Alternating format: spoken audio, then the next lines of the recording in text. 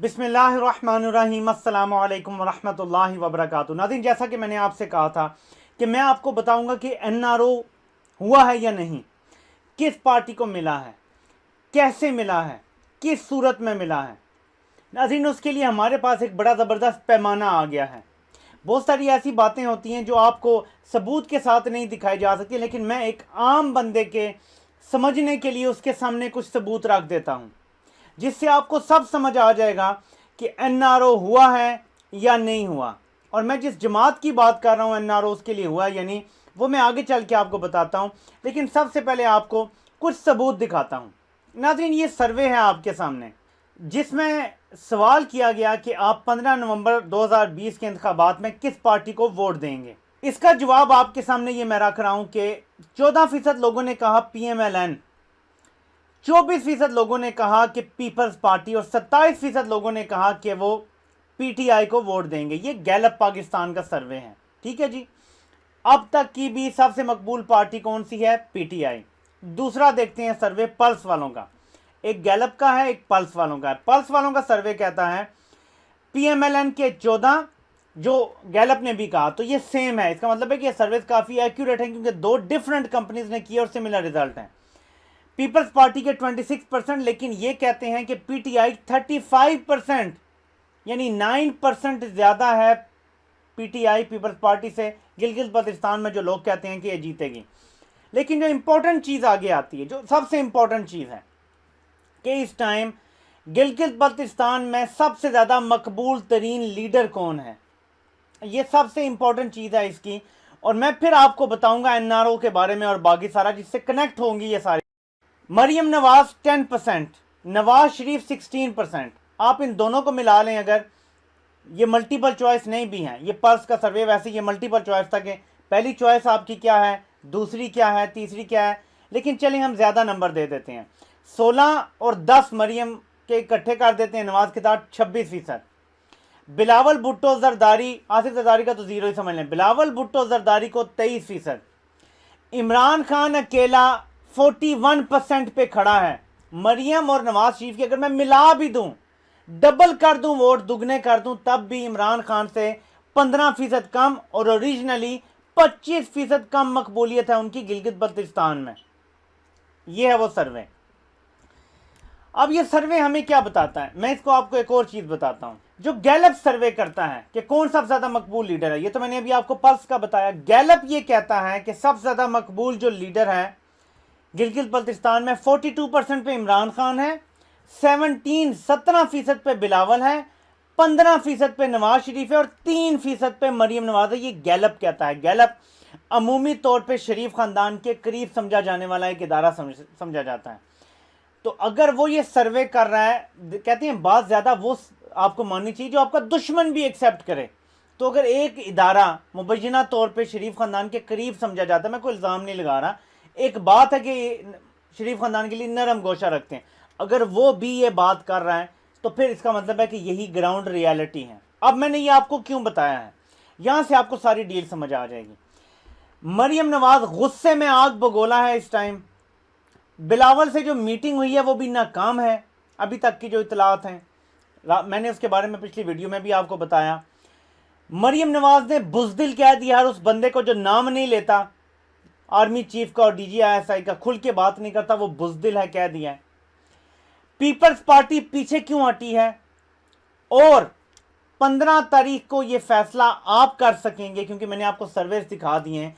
इन सर्वेस के मुताबिक बेशक मामूली हो या ज़्यादा हो, लेकिन अक्सरियत पीटीआई की होनी चाहिए गिलगित बल्तिस्तान में। दो मुख्तलिफ सर्वेज आए हैं, दोनों के रिजल्ट तकरीबन सिमिलर हैं, और इमरान खान की अगर मकबूलियत देखें तो कोई मुकाबला ही नहीं है। 17% बिलावल है, 15% नवाज शरीफ है और 3% मरियम शरीफ है। ये इन तीनों को मिला के एक तरफ खड़ा कर लेना और सदारती इलेक्शन करवा लें, ये तीनों एक तरफ हो जाएं, तब भी इमरान खान की मकबूलियत ज़्यादा है। 17% और 15% कितना हो गया? 32, और 3% मरियम नवाज का हो गया, ये हो गया 35%। तीन का मिला के एक बंदे की मकबूलियत ज़्यादा है, ये आपके सर्वेस बताते हैं। अब अगर डील हुई है और एनआरओ हुआ है, आपके समझने के लिए, मेरी इंफॉर्मेशन नहीं, मुझे आपसे कुछ शेयर करने की ज़रूरत नहीं है, अगर पीपल्स पार्टी यहां जीत जाती है तो इसका 110% ये मतलब होगा कि उनको डील में और प्लेट में रख के गिलगित बल्तिस्तान दे दिया गया है। उन्हें पीडीएम से निकालने के लिए, उन्हें मुस्तकबिल में गिलगित बल्तिस्तान सूबे के लिए कानून साजी के लिए, ये जो भी है अगले वजूहात, केसेस भी में रियायत होगी, सब कुछ होगा और ये डील हो चुकी है। लेकिन अगर तहरीके इंसाफ जो कि सर्वेस बताते हैं, जो कि ग्राउंड रियलिटी है, उसके मुताबिक पीटीआई जीत जाती है तो इसका मतलब ये होगा कि डील नहीं हुई। नून लीग के लिए तो वैसे भी जगह तकरीबन ख़त्म हो चुकी है पॉलिटिक्स में। जिस लाइन को मरीम नवाज ने पकड़ लिया है और कहा है अपने इंटरव्यू में कि इमरान खान को तो पता ही नहीं था जिन्होंने किया है, जो मेरे कमरे के अंदर घुसा है और मेरे बेड के पास आ गए जब मैं सोने वाले कपड़े पहने हुए थी। ये मरीम नवाज ने अपने इंटरव्यू में वाजिया इल्ज़ाम लगाया है आईएसआई पे और वाजिया कहा है कि ये इदारों ने किया है। आपको याद होगा कि नून लीग के कुछ लीडर जो हैं वो मीडिया पे कहते हुए सुनाई दिए कि हम इल्ज़ाम लगा रहे हैं कि वफाकी हुकूमत इसके पीछे हैं। वो इल्ज़ाम ये लगा रहे हैं कि कुछ ये इस तरह भी ट्विस्ट कर रहे हैं कि शायद इमरान इस्माइल ने ये करवाया, अली जैदी ने करवाया। भाई इतनी पावर आ गई अली जैदी के पास कि वो आईएसआई से काम करवा रहा है, तो फिर सिलेक्टेड कौन है भाई? ये तो खुद कहने वालों को सोचना चाहिए कि अगर एक मिनिस्टर गवर्नमेंट का इतना पावरफुल है कि वो आईएसआई के बंदों से रात के 3 बजे 4 बजे उठा के काम ले सकता है, फिर तो ये सिविल सुप्रीमेसी है। फिर तो हामिद मीर को खड़ा होना चाहिए कि भाई ठीक है, सिविलियन हुकूमत की लड़ाई ज़रूर हुई है, लेकिन अगर एक सिविलियन हुकूमत की बात आईएसआई ने मानी है तो इसका मतलब है ये तो सिविलियन सुप्रीमेसी कायम हो गई है। तो मैं जिस पॉइंट की तरफ लेके जा रहा हूँ कि क्योंकि शरीफ खानदान की तो साइड पे हो गया यहाँ पे सियासत में, वो कुछ 1-2 सीटें ले भी जाएंगे गिलगित बल्तिस्तान से तो वो मौजूदा ही होगा, लेकिन पीपल्स पार्टी का भी यहाँ जीतना जो है कि वो हुकूमत बना सकें वो मुमकिन नहीं है। और उसका एक ही तरीका है कि वो एनआरओ हो, क्योंकि जो लाइंस क्रॉस हो चुकी हैं, जो बैटल लाइंस ड्रॉ हो चुकी हैं, उसके बाद ये समझना और ये सोचना कि अब इदारे जो है वो दोनों पार्टियों को रिलैक्सेशन दे देंगे, रियायत दे देंगे, ये तो मुमकिन नहीं है। लेकिन डिवाइड एंड रूल पाकिस्तान में 73 साल से हमेशा करने की कोशिश की जाती रही है। अब सिर्फ बहुत सारे लोग नहीं मानते इस बात को, लेकिन बहुत सारे ऐसे वाक़यात पे दर पे हुए हैं जिससे ये साबित होता है कि पीपल्स पार्टी इदारों के करीब होती जा रही है और नून लीग उस वजह से फर्दर परे होती जा रही है। और आसिफ जरदारी जो घाक सियासतदान है वो कोशिश कर रहा है कि फ़ायदा उठा ले। वो कामयाब हुआ है या नहीं पूरी तरह से, ये आपको 16 या 17 तारीख को पता चल जाएगा जब नताइज आ जाएंगे गिलगित बल्तिस्तान के इलेक्शन के। मीडिया पे अगर आप गौर करें, अचानक बिलावल को लीडर बना के दिखाया जा रहा है और कहा जा रहा है कि बिलावल अच्छी तकरीरें करता है।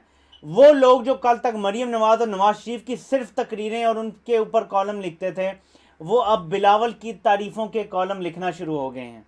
एग्जैक्टली वही लोग वही सारा स्क्रिप्ट अब बिलावल के लिए इस्तेमाल कर रहे हैं।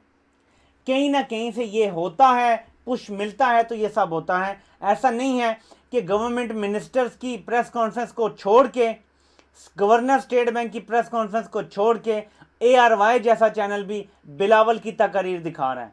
ये सर्कमस्टेंशियल एविडेंस है, लेकिन आपको पक्का पता चल जाएगा 16 और 17 के दरमियान कि कौन वहाँ से जीतेगा, क्योंकि सबूत ये कहते हैं, कराइन ये कहते हैं, सारे ग्राउंड रियलिटी ये कहती है, सर्वेज ये कहते हैं कि तहरीक इंसाफ ही वहाँ की सबसे मकबूल जमात है। लोग वहाँ भी तब्दीली चाहते हैं। साल से ये 2 जमातें वहाँ हुकूमत बना रही हैं, लोग इनसे तंग पड़े हुए हैं। आपसे नाज़रीन अगली नशिस्त में मुलाकात होती है। अल्लाह पाक आप सबका हामी और नासिर हो। आप सबके सुनने का बहुत बहुत शुक्रिया।